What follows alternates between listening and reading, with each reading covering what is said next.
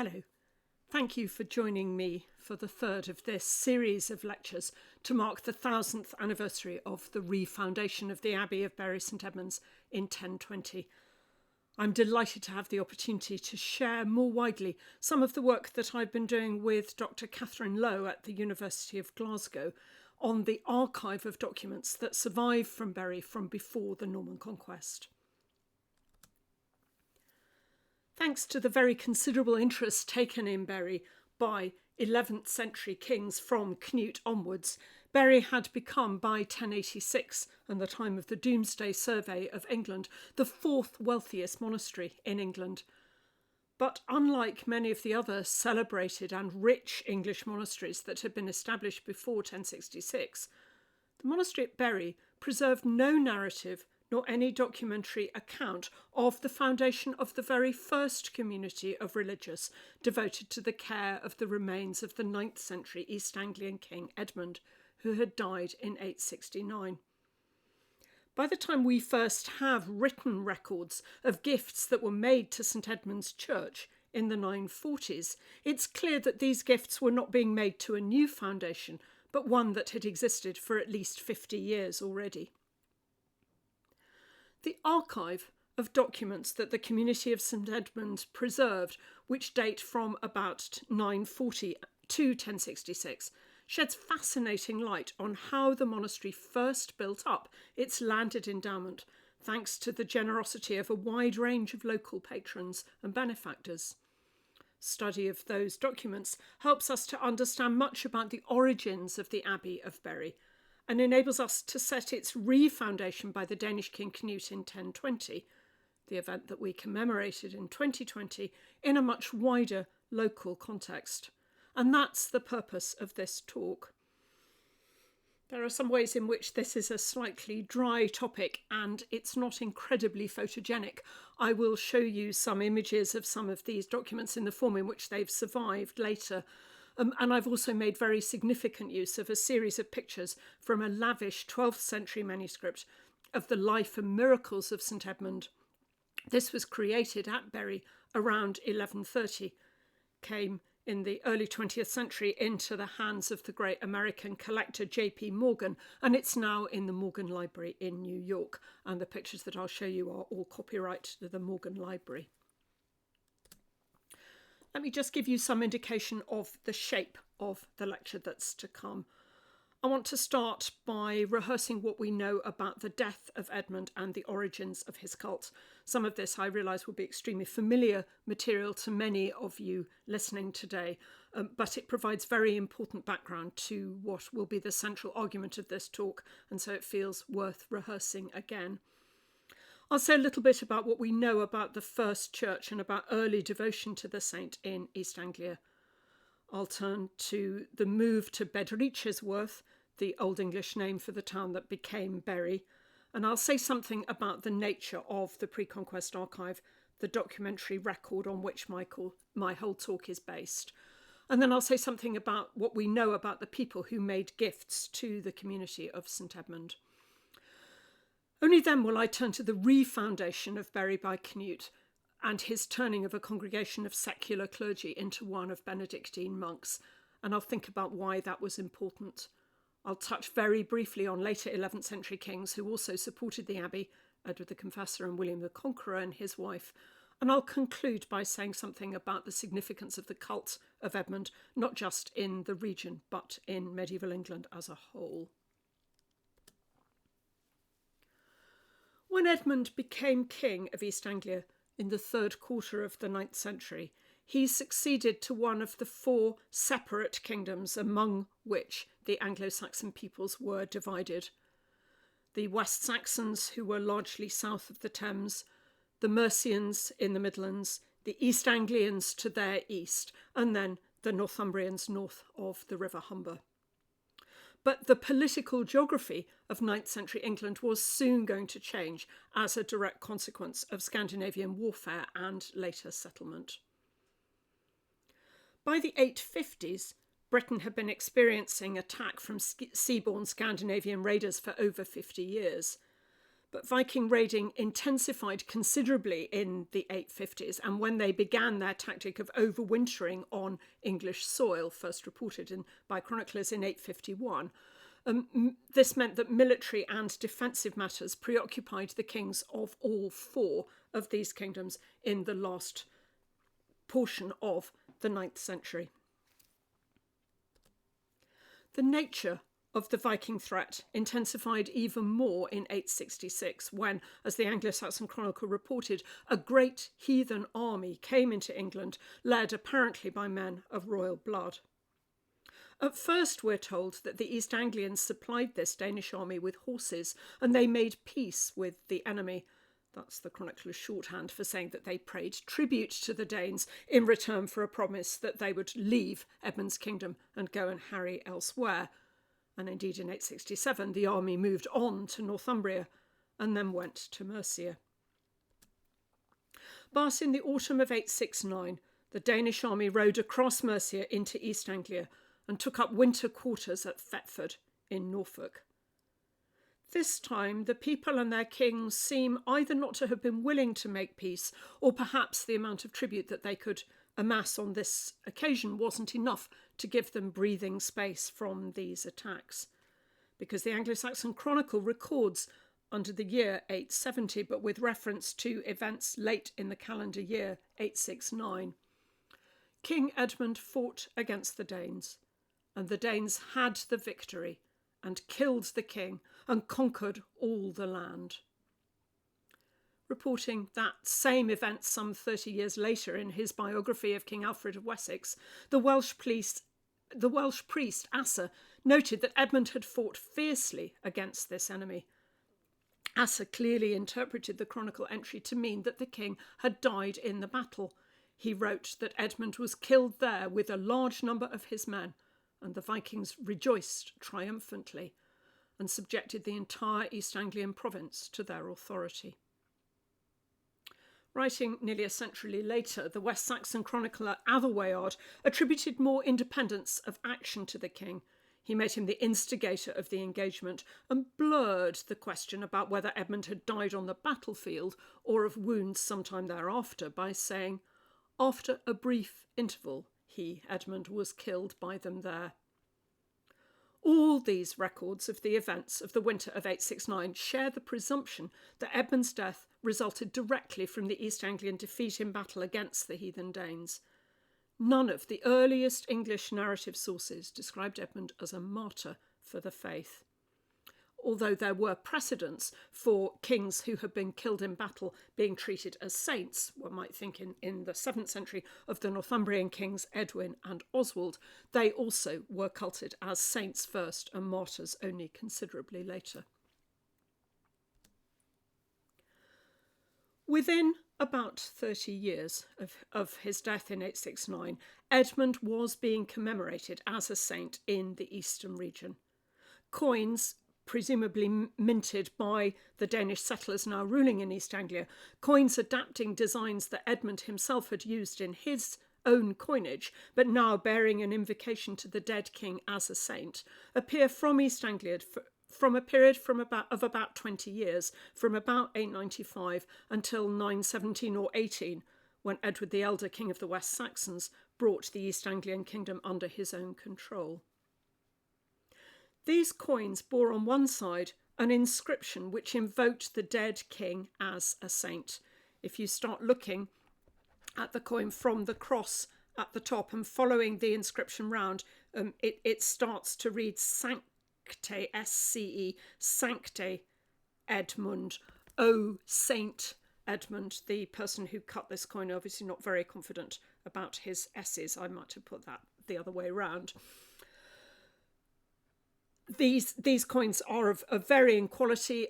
The way that the saint's name is written is spelt sometimes differently, and some of the moneyers are more competent than others. But basically, they all convey the same message, with the saint's name in between two circles on one side, while the other side had the sign of the cross in the middle, and usually the name of the person who'd minted the coin, the moneyer, on the outside. The Scandinavian rulers in the southern Danelaw who issued this very distinctive coinage hadn't necessarily themselves been present in 869 when Edmund had died, but the coins do appear within living memory of men who'd fought on both sides of that battle, both those who'd served under Edmund when he was alive and those who had defeated him in battle. Immediately after Edmund's death, we must assume that his kingdom had been ruled by one or more of the leaders of the army that had defeated him, and it's these people who chose to issue this memorial coinage. Let's just think about the political geography of this one more time. So we're now looking at a map of the British Isles after King Alfred of Wessex's great victory over the Danes at Edington in Wiltshire in 878, and the treaty that he made with the Danish ruler that he defeated there, Guthrum. They divided southern England between them, making a boundary, a line, the Alfred-Guthrum line, which ran from London up through the Midlands and up towards the northwest. Everything east of that line fell under Danish control, and to the west of it is the area that Alfred ruled directly, his own kingdom of Wessex, and also the western part of Mercia, which he absorbed into his own English realm. After Guthrum's death in 890, neither written records nor coins enable us to say precisely who had authority over East Anglia, but it's in this period that the East Anglian memorial coinage first appeared, first in East Anglia, but probably then also minted in the southeast Midlands. Since Eastern Mercia had, with East Anglia, belonged to the area controlled by Guthrum after he'd agreed the boundary between the separate realms with Alfred, the fact that the memorial coinage was issued in both areas jointly may suggest that they were still ruled by a single person after the death of Guthrum. What the St Edmund memorial coinage seems to bear witness to is the emergence of a cult of the saint fairly soon after his death. Not just, as Leslie Abrams has argued, that the cult of a recently dead king had emerged quite swiftly, but also it seems to indicate the fact that there were Christians in East Anglia who were able to promote their dead king as a saint as early as the last decade of the 9th century. It seems reasonable, therefore, to assume that there was a community of some sort, a group of clergy whose lives were devoted to the maintenance of Edmund's cult, and that that community came into existence either soon before or at about the same time that the memorial coinage was issued, although we have no written records of any kind to describe the origins of that community. So who were those who established the first group of clergy who were devoted to care for the remains of the dead king and promote him as a saint? The only evidence we have as to who they might have been comes from a text that was written more than 100 years after Edmund had died.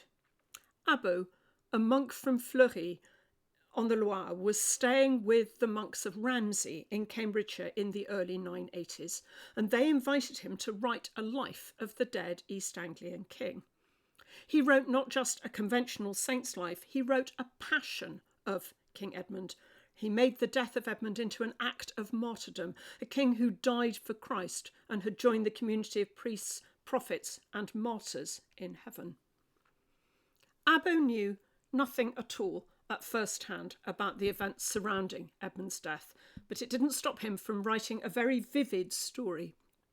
He wove together passages from accounts of the martyrdoms of Roman saints and created a literary pastiche of, it has to be said, remarkably little historical message. It's quite difficult to do much with the details that Abbey offers and the little bits of local colour that he inserts at various points, some of which he alleges deeply implausibly to have come from an eyewitness to the events over 100 years before. But one element of Abbey's story that just might be rooted in some elements of surviving memory hasn't attracted very much attention until now. Abbo consistently and repeatedly placed stress on the role of the local population in Suffolk on the very earliest stages of the making of a cult of their dead king. Abbo gave an account about how, after Edmund had been killed, shot through with arrows like St Sebastian, and his head removed from his body, Abbo says that the Danes separated the head from the body and left the head in the woods to be devoured by birds and wild beasts, hiding the body elsewhere. As soon as peace had been restored, Abbo says, very vague chronological marker, who knows how long this was, after the death of the king, as soon as peace had been restored, Edmund's grieving Christian subjects, illustrated here in this image, came out of hiding to find their dead king's body. Abbo's next bit of the story is full of folkloric elements that we can cheerfully ignore, such as the fact that when they couldn't find the head, they were called towards where it was in a thicket held between the paws of a wolf, and the head was shouting out, "Here, here," so that they might find him. But what I do want to emphasise from this story is the fact that Abbo makes so much of the fact that it's the ordinary people of the locality who take an interest in finding their king, reuniting his separated body, and then burying it. So Abbo attributes the initiative to the search, the rejoining of the severed head to the trunk of the king's corpse, the placing it in a coffin, and then the building of a small chapel of rude construction over where the body lay. Abbo said all that is as a direct result of the efforts of the ordinary Christian population. So by Abbo's account, the making of the cult of St Edmund was a local popular movement, driven by the loyalty of his former subjects to their dead monarch. It's a cult that's built from the bottom up. If the retrieving of the body of Edmund and its placing in its first place of burial happened not that long after the death, it was only when peace was fully restored in East Anglia that the body of the king was exhumed from its first place of rest and then carried to a town called Bedreachesworth, where a wooden church became the place of its burial.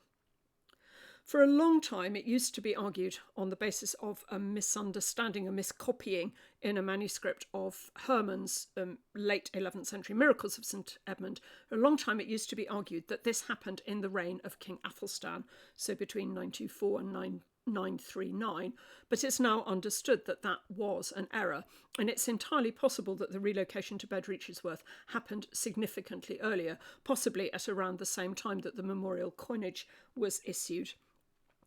Jocelyn of Brakeland does tell a story about how the first coffin that the king was buried in Bedreachesworth was a Norse chest, suggesting that perhaps this reburial happened during the time of Danish rule in East Anglia. It might have happened also just after West Saxon rule in the region began in 917 or 918 under Edward the Elder. If it's really true that the cult of the saint began very early, soon after the king's death, and one might be inclined to think that indeed it probably did, we might wonder where we fit the St Edmund memorial coins into the narrative of the making of the saint's cult. Were the coins issued as one way by which the new Danish leadership in East Anglia sought to minimise the possibility that St Edmund would become a focus for opposition and defiance to their rule? There are Danish rulers elsewhere in England who also issued coins in the names of local patron saints. One might think of the St Peter's coinage in York, or a coinage in the name of St Martin issued by Danish rulers in Lincoln. If we could place on any reliance whatsoever on what Abbo tells us, then Abbo seems to be making quite a consistent claim that the local East Anglian population, and assuming that the king died in Suffolk, then the local Suffolk population, were actively engaged in the promotion of the king's cult in its earliest days, and that their actions are testimony to the strength of the local populace's loyalty to their native ruler, even after his death. In this period, in the 9th or 10th centuries, there was no formal process of canonization, the system that required one to ask one to petition the Pope in Rome and to provide the evidence that would show that someone had been a saint. The whole process that is expedited so quickly after the death of Thomas Becket in 1170, none of that happened in the 9th and 10th century churches. Saints are made locally by their own communities, but you still normally need the involvement to some extent of a member of the church hierarchy. We find such a figure in the person of Bishop Theodred, pictured here in a story from Abbot's life. Theodred was Bishop of London from 925 until his death in 951. His name heads many of the surviving later medieval lists of benefactors to Bury, preserved by the monks of the community. And in those lists, he's often given the epithet Bonus, Theodred, the Good. Theodred is a German name. Whether he was of German extraction or whether he was born in East Anglia to Germanic parents is not entirely clear. We know from his will that he had very substantial land holdings in East Anglia, so he certainly has a connection with the region, even if he wasn't a native East Anglian. As well as holding the See of London, Theodred also took responsibility for episcopal control over East Anglia. The Diocese of Elmham was vacant at this time, and Theodred looked after East Anglia from a seat at Hoxton. In that capacity, Theodred took a very considerable interest in the shrine of St Edmund. According to Abbot, he asked to have the coffin in the church at Bedrichesworth opened. He himself handled the body of the saint, washed it, and then replaced it in its wooden coffin. We might doubt many of the details of the stories that Abbot tells about him, especially this one you're looking at when a group of thieves have been caught in the act of trying to rob the shrine. But there doesn't seem to be any doubt that Theodred was extremely interested in the cult of Edmund. And it may not be coincidental that it is in his day that we first have written records for the Church of St Edmund. So it seems reasonable to suggest that from the time of Theodred, possibly from about 940, the community of St Edmund was a body of sufficient standing with a permanent home, a proper wooden church, and most importantly, a shrine that pilgrims were able to visit, that it made sense for people to start giving gifts to this community, gifts of land in perpetuity that would enable the community and the cult for which it had care to thrive and flourish. Theodred seems to have played an important role in advancing that cult, increasing its formal standing and thus its popularity. So what do we know about the earliest documents relating to that first community? You're looking here at an image of one of the two surviving registers from Bury, which contain all the surviving pre-conquest charters, wills and writs. These texts were copied out in the late 13th century by monks who sometimes struggled with the Old English language that they were written in. The page that you're looking at has on the left-hand side the second half of the Latin charter that Canute issued for Bury, and then down on the left-hand side the Old English epitome of that charter, and then here we have the charter issued in the name of Harthacnute. The pre-conquest archive of Bury St Edmunds is of enormous importance. More medieval cartularies survive from Bury than from any other medieval English abbey. But what's strikingly unusual about the pre-conquest archive from Bury is that of the more than 50 texts that survive from the period before 1066, only 5 are written solely in Latin. 3 others are bilingual texts with Latin and Old English versions, and all the rest are in Old English alone, which makes this archive very unusual in comparison with archives of other Anglo-Saxon monasteries, most of which have predominantly Latin documents within them. This archive, it contains much the largest single witness to the language of the East Anglian region in the 10th and 11th centuries. But the reason why so many of these documents survive not in Latin but in the vernacular, are that so few of them are records of gifts, charters made by kings for the abbey. The vast majority are records of lay people to this community. There are more than 50 documents in the archive, but only 5 of them take the form of royal Latin diplomas, not one of which, sadly, is entirely authentic in its present form. There's a gift, a charter in the name of Edmund of Wessex, which has clearly a genuine charter of Edmund lying behind it, but the actual gift that Edmund made to the abbey, all the land on which the abbey sits, the terms of that cannot possibly have been articulated in 945. There's the Canute Charter, which we'll come back to, a bilingual text dating from soon after 1020, also a forgery, an outright 12th century invention confirming Albury's privileges in the name of King Arthur Canute, and 2 charters in the name of Edward the Confessor, again, neither of which is entirely authentic. Edward, though, also issued 17 genuine royal writs to Bury, all of which are in Old English. But it's unusual that they have so few Latin royal diplomas, and they have nothing which takes the form of a Latin foundation charter, because, as we've already seen, no king was involved in the creation of the first community. But the vast bulk of the archive is made up of private charters and wills issued by members of the East Anglian nobility, men and women, laymen and clergy, local people who wanted to show their continuing devotion to the last native king of East Anglia by supporting the religious community that had charge of his remains. The earliest surviving records of gifts to the community, so there may well have been landed gifts made before 940, but we don't have any evidence for them. The earliest surviving records show us that there's a cluster of gift giving to the abbey in the middle years of the 10th century. There's this grant in the name of Edmund of Wessex in 945, which purports to give the abbey all the land around the monastery. And it is entirely possible that Edmund of Wessex did give a gift to Bury. He may even have come and visited the community here. One has to wonder whether his father, Edward the Elder, had named him after the dead king, Saint King of East Anglia. He's one of Edward the Elder's youngest children, and so was almost certainly born after Edward the Elder's conquest of East Anglia. So he might well have been named for the Saint King.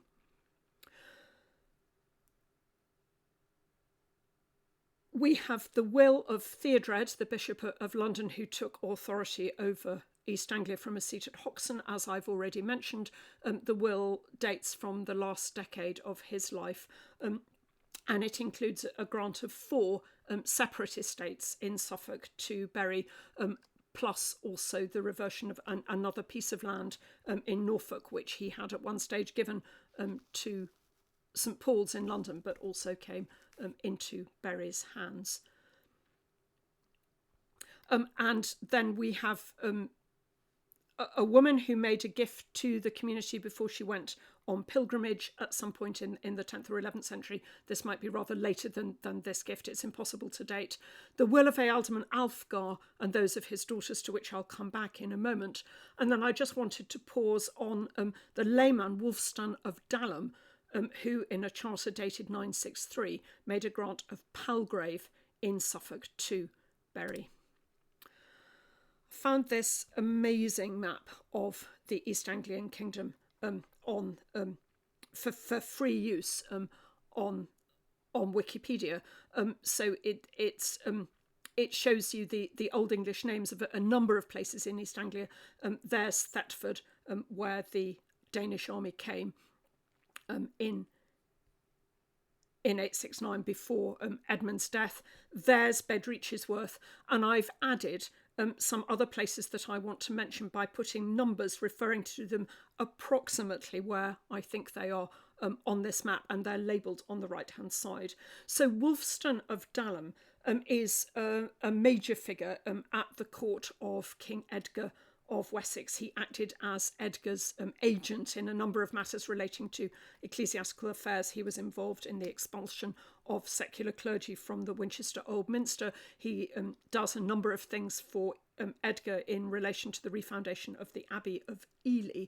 And he seems to come from Suffolk. His epithet of Palgrave presumably means he comes from Palgrave, here just west of Bury, near the Cambridgeshire border. He gave Palgrave, which is about here, to the Church of God's Holy Martyr, Edmund, in 963, and the monks of Bury remembered his generosity in making that gift. And then we have the gifts that are given us by the family of Ealdorman Alfgar. Alfgar was Ealdorman of Essex. Through his will, he endeavoured to set up a family monastery at Stoke by Nayland, which is about here, just on the Suffolk-Essex border. And he wanted to do so in order to commemorate the souls of his wife and his dead son. He makes very complicated arrangements in his will by which he gave land to his daughters to pass to his daughters and their heirs, their unborn sons, in turn, before ultimately they should revert to the church, some of them to Stoke by Nayland and some of them to Bury. His very careful written statement of his intentions after his death and how he wanted his landed wealth to be distributed bound both past, present and future generations of his family in acts of mutual obligation, in which Bury plays quite a considerable role.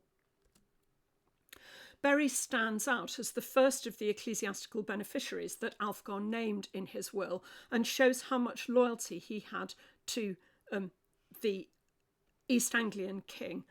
And we can see from his will and the wills of his daughters that they shared that devotion to the cult of Edmund.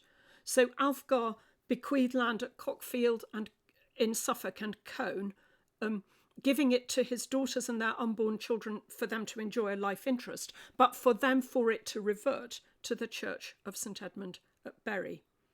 His two daughters, Athelflaed and Alflaed, both issued their own wills, and their own wills survive, and they show us how clearly they tried to follow their father's intentions. Most of the wills that we know that survive as single sheets, the sheets of parchment only have the will of the single testator on them, but the wills of Athelflaed and Alflaed survive uniquely as two wills written on one single sheet.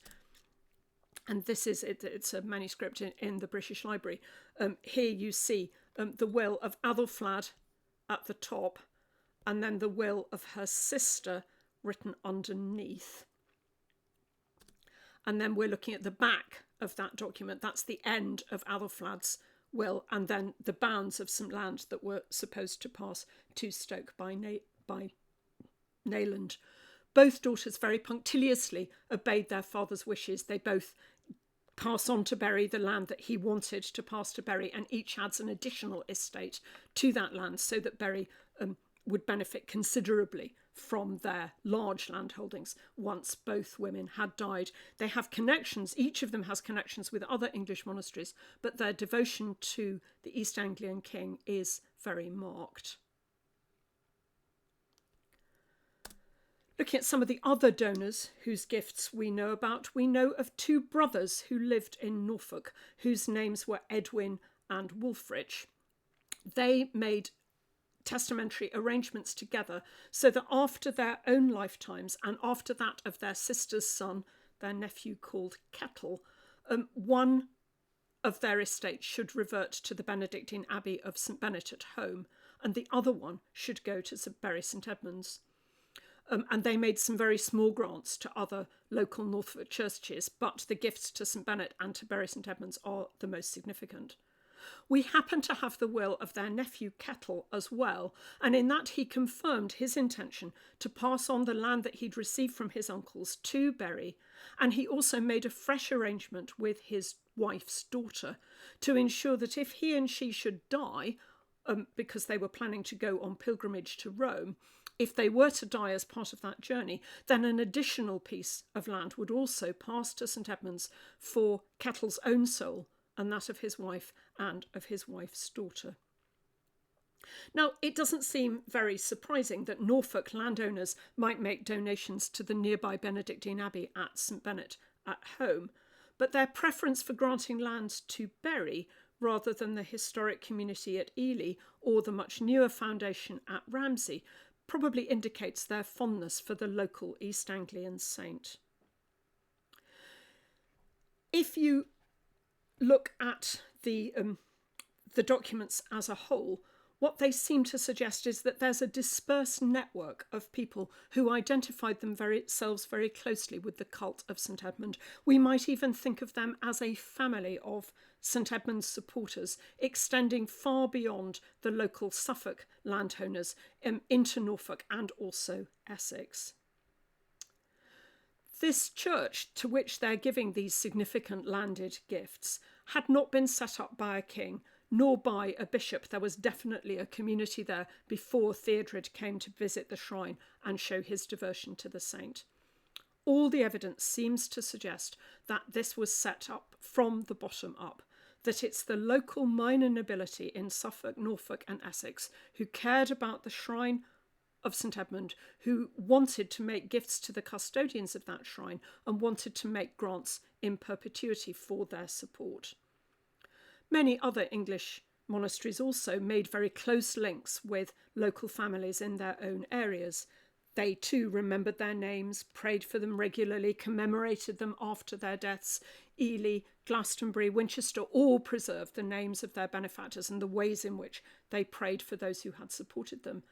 But there's one really big difference that distinguishes Bury from these other houses. All the other abbeys preserved narratives of their origins supported by documents which, with varying degrees of plausibility, attest to their foundation and the way in which their core estates on which the monastery was first founded were handed over to them, usually by kings.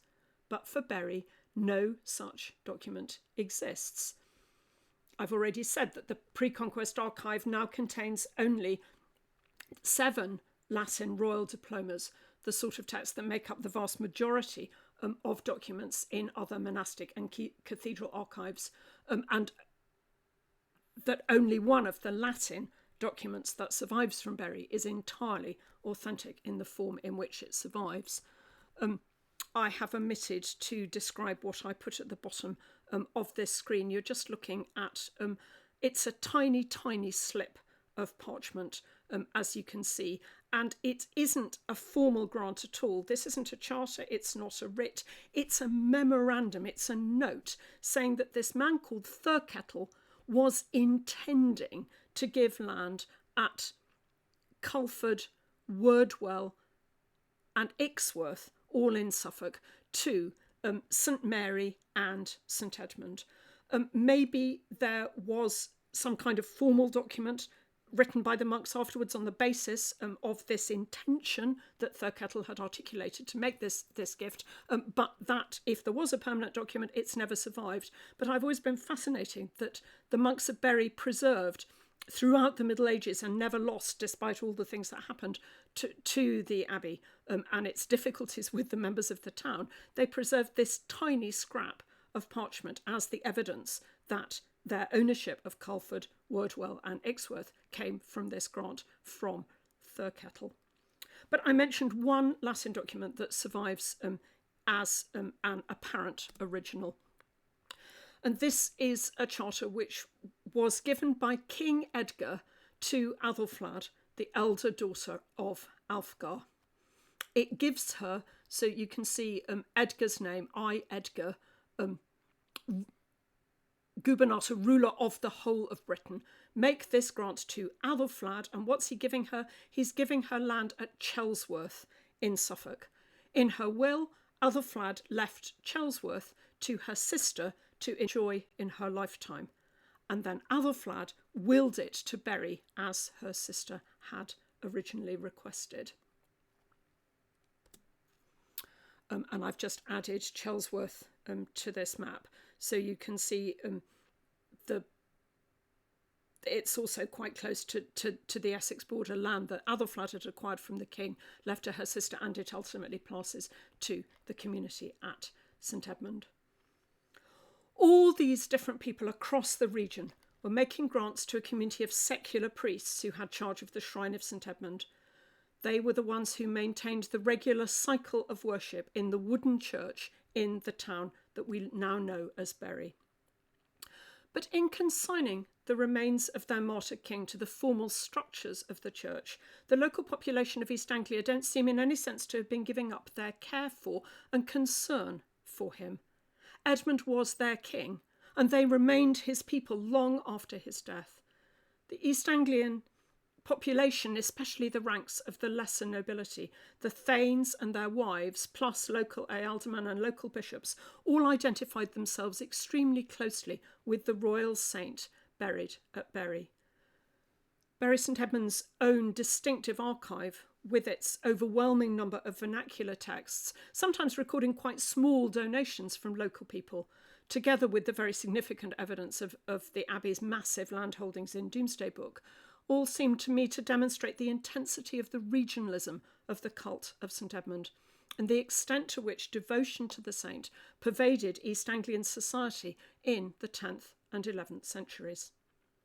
So that was the community that Canute refounded in 1020.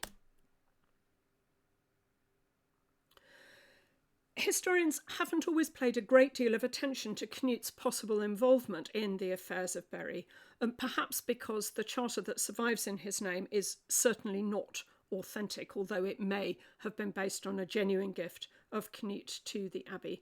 And the monks preserve no other evidence that Canute made any other gifts to the Abbey. But in fact, there does seem to be a good deal of evidence that the king, possibly spurred on by the example of his queen, Emma Alfifu, took a direct interest in the community of St Edmund at Bury, and seems, with the encouragement of the local bishop, to have instigated a reform of the community of secular clergy at Bedrichesworth, turning them into an observant Benedictine community. The surviving charter in Canute's name survives as this very impressive 11th century single sheet.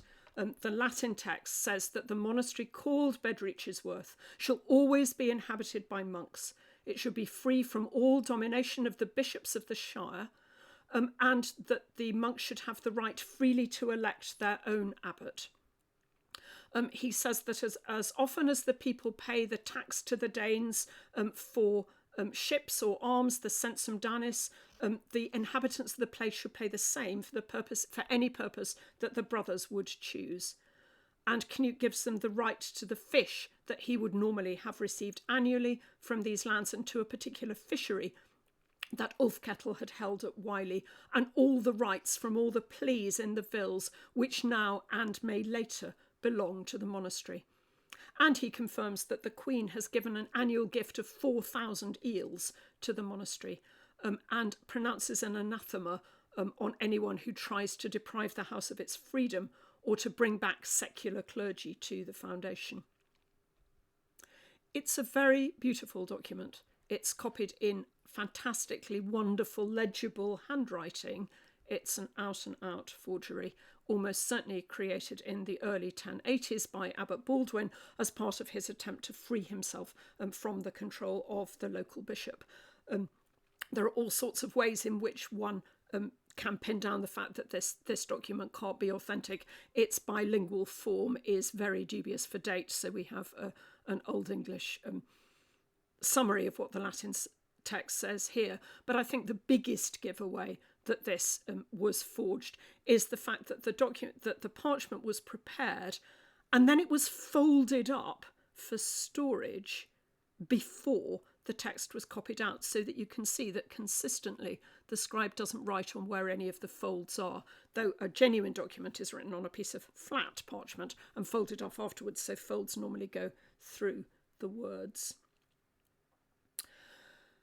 the insistence of this document that Bury, the Benedictine house, is to have nothing whatsoever to do with the local bishop is the real clue that this can't date from 1020, for there's every evidence that the local bishop of East Anglia was very closely involved in the refoundation of Bury as a Benedictine house. Various manuscripts from Bury, including this Psalter now in the Vatican Library and the Abbey's bilingual copy of the Rule of St Benedict, preserve notes which explain what happened in the year 1020. That you're looking at an Easter table here with the AD dates down here, and you can see that by the year 1020 it says here,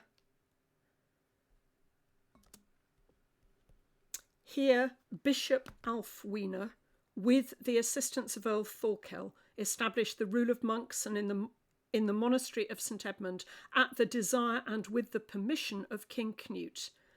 And I think we need to add an "and" here. And it continues there until the present day.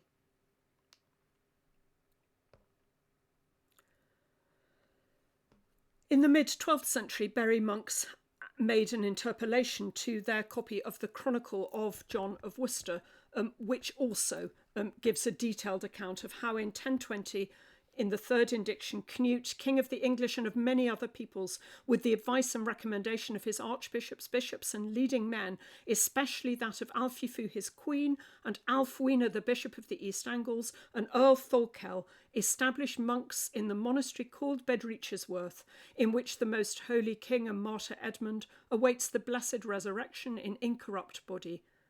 Over them he placed a father and abbot called Uffi, a humble, modest, mild and pious man. But the priests who'd been dwelling there irregularly, he either raised up to the highest level of religious observance, or having given them adequate supplies of food and clothing, he moved them to other places. Whether that account is derived ultimately from these notes in the Bury Psalter and their copy of the Benedictine Rule, or from somewhere else, it conveys a very clear, if not very specific, narrative of how Bury became a regular monastic community. But it also transforms Bury, in effect, into a royal foundation. As well as re-establishing the house, introducing Benedictine monks, Canute was also credited with building a new church at Bury. That church was dedicated on St Luke's Day, the 18th of October, in the year 1032. It was on the 18th of October 1016 that Canute had defeated Edmund Ironside at Assendon and thereby become King of England. And you can see this is the calendar page from the Bury Psalter. This is the page for the month of October, and beside the 18th, St Luke's Day, and then it says in gold the dedication of the Basilica of St Mary and St Edmund. What about the involvement of St Bennet at home? A 13th century text recording an agreement made between Bury and the monastery of St Benet's in Norfolk is prefaced with a narrative account which gives more details about Canute's involvement in the reform of Bury. It says that in the time of Canute, the body of Edmund, king and martyr, was found in the wooden monastery of St Mary in the town called Bedrichesworth, being attended without due reverence or proper religious observance by secular priests.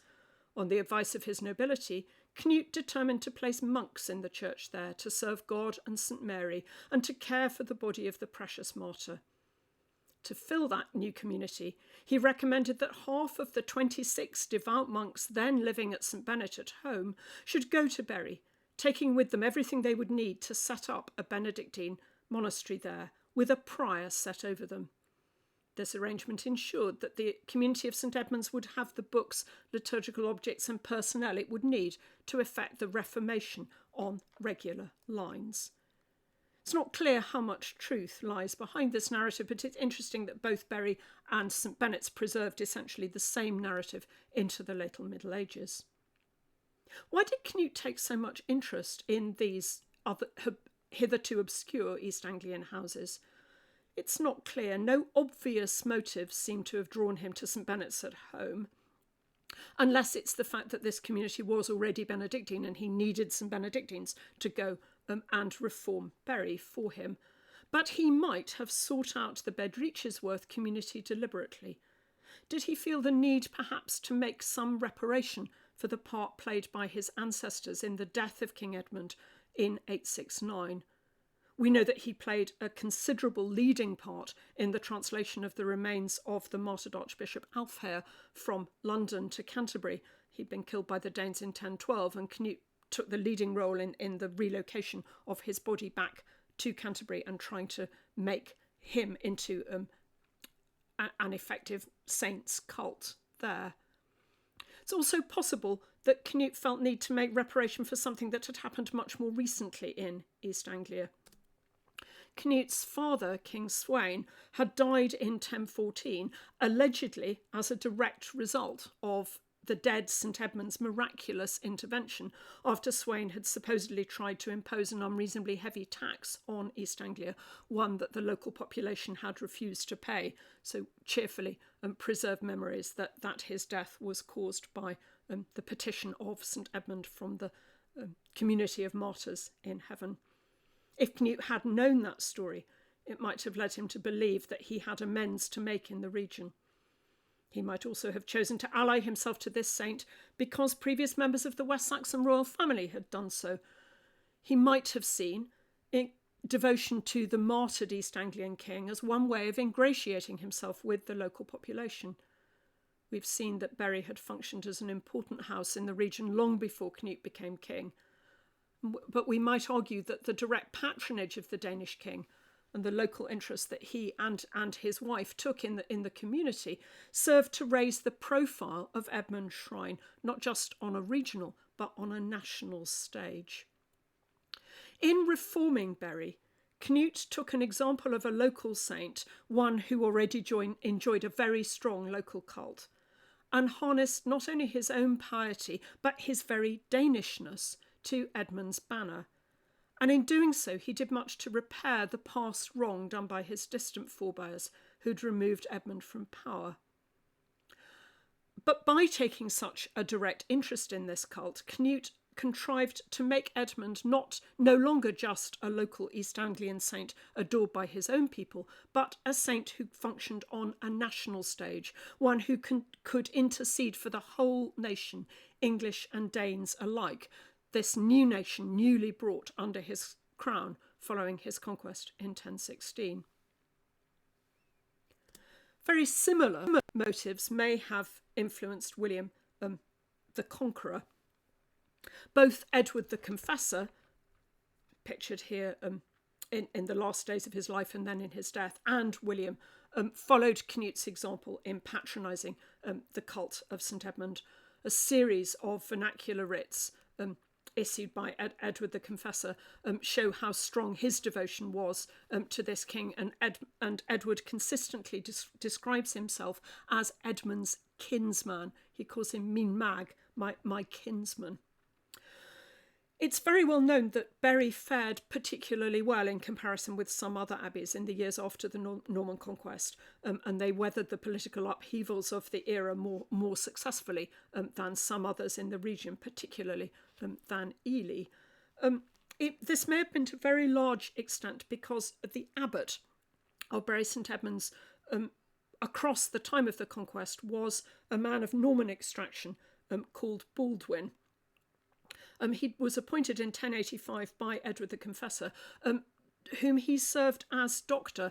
And I've often wondered, this scene of Edward on his deathbed, the unshaven cleric standing here, looking at the king with his hands upheld, is that possibly Baldwin as priest and doctor looking after the king in his last days?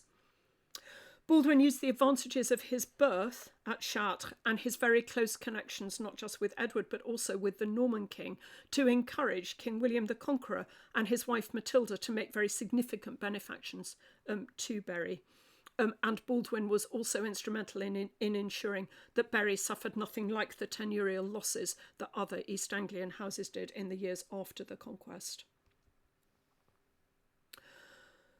William gave the Suffolk Abbey an important role in the defence of East Anglia, and It had a significant obligation to provide night service, but he also granted 5 new manors in Suffolk to help it fulfil its quota of 40 knights. He made donations to the Abbey of land in Suffolk and Norfolk, and also diversified their landholdings a bit more, giving them land outside the region which they hadn't held before. And his Queen Matilda also made a gift to Bury. So the Abbey clearly benefited from Baldwin's ability to maintain close relations with the royal court. The fact that he served as doctor to William and to William's son, William Rufus, may indeed have helped to preserve the connections between the Abbey and the Crown. We've traced the origins of the cult of Edmund, arguing that the local East Anglian population played a major role both in the beginnings and the development of that cult. Although it wasn't originally a royal foundation, it seems to have started from the bottom up because of the affection of the former subjects of the region for their king. The care of the saints' relics, the maintenance of a regular liturgical cycle of prayer and devotion lay in the hands of first priests and later monks who lived in the church of St Edmund at Bedreachesworth, later Bury. Across East Anglia, a whole network of the descendants of the subjects of the king who'd first provided fitting burial for their king's mutilated remains. Their descendants gave land and movable wealth to ensure that Edmund's memory endured. It was by no means an insignificant cult, thus, that the Danish king Canute sought to associate himself with. But his foundation in 1020 set the community of St Edmund and the new church in which they worshipped their martyr king on an entirely new footing. Canute ensured that Edmund was transferred from a local to a national saint, and the further promotion of Edmund's cult by Edward and then William, together with their support for the religious community that maintained his cult, did a huge amount to maintain and advance Edmund's standing, not just in East Anglia, but across England as a whole. Until Edmund's reputation was eclipsed by that of Thomas Becket after his martyrdom in 1170 at Canterbury, Edmund served effectively as England's patron saint. More than 60 English churches were dedicated to his name. Writing the 1120s, William of Malmesbury said that Edmund was the first, in the sense of the foremost, of the saints of his country. Lots of English kings showed especial devotion to the saint, including Richard II. So I end with the famous image of the Wilton diptych now in the National Gallery, which shows King Richard kneeling before the Virgin with his 3 patron saints standing behind him: John the Baptist holding the Lamb of God, Edward the Confessor, and Edmund, who holds an arrow as a symbol of his martyrdom. We mark in this series of lectures the millennial anniversary of the making of the community of St Edmund into a house of regular Benedictine monks. But the origins of that cult go back much further, to the last years of the 9th century, from which no written records now survive, but when King Edmund was already being culted as a saint by his grieving former subjects in Norfolk and Suffolk. Thank you.